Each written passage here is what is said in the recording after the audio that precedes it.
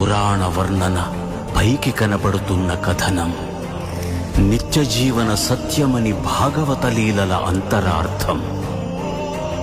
జరుగుతున్నది జగన్నాటకం, జరుగుతున్నది జగన్నాటకం.